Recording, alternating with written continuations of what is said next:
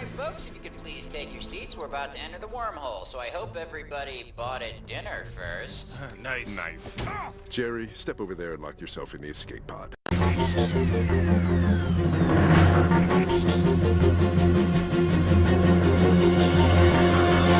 Hey, welcome to a special bonus episode of Escape Pod. It's just me, Jonathan, alone here, and I want to be talking about one of my favorite cartoons, Rick and Morty, and I'm going to be splitting things up into 5 segments.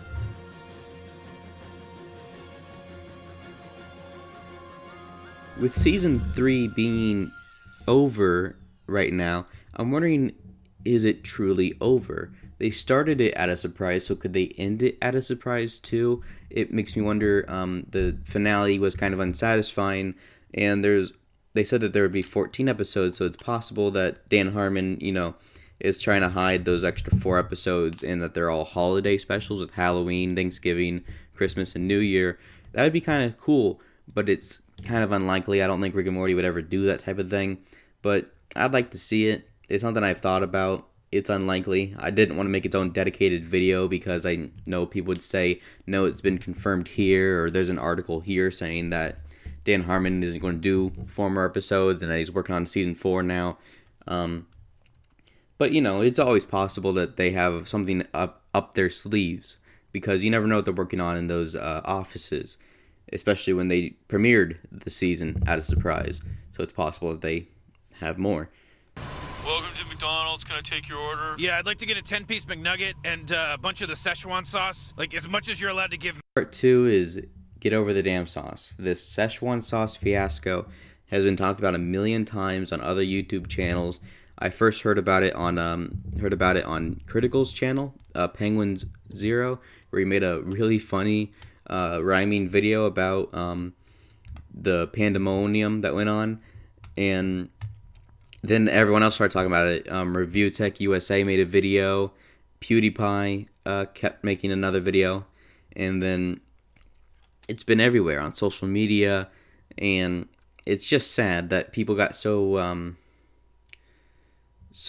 upset that they couldn't taste McDonald's Szechuan sauce. Because Szechuan sauce wasn't really invented by McDonald's. You can go to the store and get House of Sang's Szechuan spicy sauce. Granted, it's meant for stir fry and it's not dipping sauce, but it's still Szechuan sauce that you're allowed to dip McNuggets in, and it doesn't cost $400. You don't have to wait until winter to get it. You can get it now, $3.69. I know I sound like an advertisement saying all this, but I did that. I went to the store, I got a bottle of Szechuan sauce, and next time I'm with my friends, I'm going to try it just for shits and giggles. And that's probably the best way to do it. If you don't think McDonald's deserves your money after that, buy nuggets from the store, buy Szechuan sauce from the store, and just say, oh, hey guys, I got a meme from the store. And then, or if you want to wait until the winter, they'll have an ample supply. They'll have hundreds of them backed up so you can go in the morning and get more in the winter. Just wait. Don't buy $400 packets. Don't storm the store. Don't be stupid. Don't trade your car for a packet of Szechuan sauce. It's dumb. And I'm going to be honest, I did want the Szechuan sauce when it was first announced that it'd come back for one day. Because, who wouldn't? Any fan of the show is going to want to try that sauce because for novelty reasons. But when I heard that the only McDonald's that have it was way out of my way, and that it'd be a limited supply, I knew going would have been a bad idea. But people still drove 4 hours, maybe even longer than that, just to get some. And then they waited in really long lines to get sauce, expecting sauce, and then when they didn't get it, they were upset. And I accepted my fate, knowing that I wouldn't get it that morning when I realized that the only McDonald's that would have it was downtown.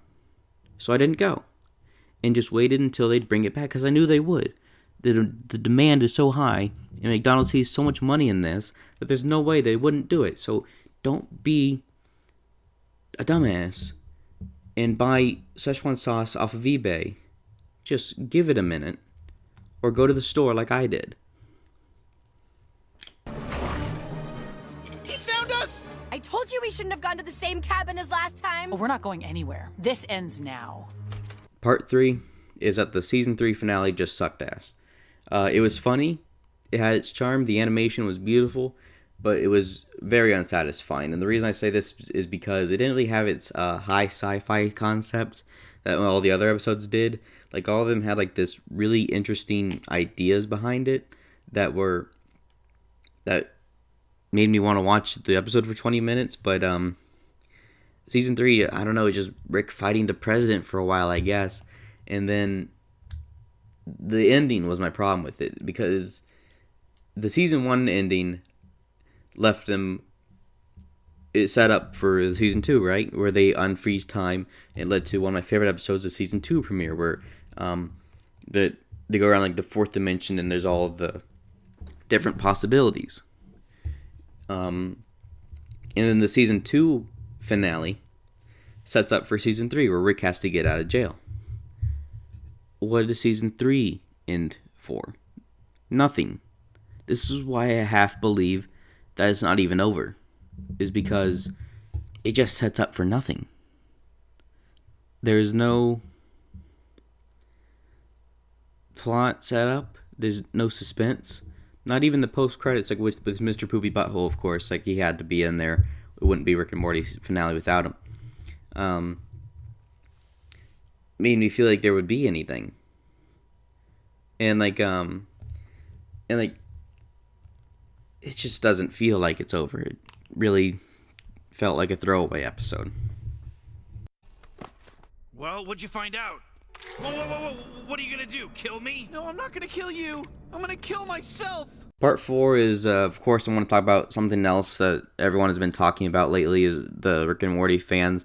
It's clear from this video that I am a fan of Rick and Morty, but I don't want to become on the same level as all the other people who are considered this like scum of the earth, trashy fans that think they have a high IQ just because they understand his show. Rick and Morty is not the first show with difficult to understand humor, and even then it's not that hard to understand. Like, it's written in a way where it makes you feel smart watching it, yes, because like it has like these sci-fi concepts, and once you understand them you kind of feel smart for playing along, but that doesn't mean you have a high IQ or anything. You're not a genius. You don't have some kind of bachelor's degree in anything just because you can understand this cartoon. Keep in mind what channel this comes from. This comes from Adult Swim, the same network as like Robot Chicken and stuff like Mr. Pickles, like the same company that greenlights crap like Squidbillies and stuff like that greenlit this. And the bumper for the season 3 premiere, season 3 episode 2 I believe, was they said, only when they showed the trailer for season 3, the bumper said only a show this stupid could be this smart. And I think that kind of sums it up. It's kind of stupid and smart in its own way. It's smart in the sense that it's well written and it makes you feel smart watching it. But you don't have a fucking IQ of like 10,000 watching this show if you understand it. It's written in a way that it explains things to you and it makes you feel smart. Don't act like you're some kind of college professor because you got a joke in Rick and Morty. And of course there's like the musical.ly people, you know, I mean, they're a case, but I mean, like, they're having fun. Let them have fun. Who cares? And then there's a lot of weird Rick and Morty fan stuff, but the same could be said for anything. You know, I think the reason this I feel like talking about this is because there's been a lot of cringy fan bases in the past before. People have compared it to Undertale, and people have compared it to Undertale and Five Nights at Freddy's and what's the other one? Steven Universe. Because, like, you know, those shows also have, like, horrible fan bases, but what makes the Rick and Morty fan base different, to me at least, is the fact that it's the first one that I've been a big part of, in terms that it's the first one of those that I've actually liked. Like, I've never gotten into Steven Universe. I never played Undertale. I never played Five Nights at Freddy's. So I couldn't relate to any of the fans in that show. So like before, I started seeing all these memes and stuff everywhere about how Rick and Morty fans are, these crappy people and cringy kids or whatever. I was thinking, man, this kind of sucks. They're making fun of a show that I really like, but so what's kind of wrong with it? And then I started seeing all this evidence of people acting dumb over this show, and it kind of makes it harder and harder every day to admit to being a fan of the show, because I am a fan of the show, if that isn't obvious. I like the show. I think it's great, but I don't know, I think people are taking it too far. Part 5, thoughts on the show as a whole. I mean, I think I've kind of summed it up. It's a smart show, it's a dumb show at the same time. It shouldn't be taken too far, but it's a good show with some really high sci-fi concepts, but like it's not. I like the fact that it rips off movies in a very self-aware way, and it adds its own twist to everything. Even Rick and Morty themselves are sort of a mix of Doc Brown and Marty from Marty McFly from Back to the Future, and then every episode kind of has something from a movie. Even in the title, it'll give away what movie they're trying to parody in a sense. And then they take inspiration from novels, even in episodes of other shows, and old movies, new movies, everything is sort of every concept sort of has its own Rick and Morty twist, and I like that a lot. So I do think it is one of Adult Swim's better shows in recent history, but I don't know, you're not going to see me going around in public jumping on McDonald's counters or anything. I just like a cartoon,